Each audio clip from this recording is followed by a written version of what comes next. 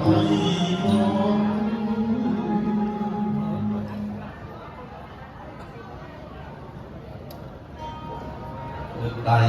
សំពះ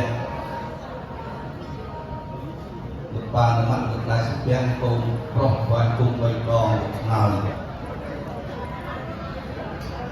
នាមសញ្ញសក្តិស័ក្តិពុទ្ធសក្តាភិពុទ្ធក៏បានដល់ពេលដល់កាលដល់វេលាដំបងសំព្រមធ្វើកិច្ចពិធីស្ពះទិនឧបសពក្នុងបទនៃថ្ងៃនេះសម្រាប់កូនប្រុស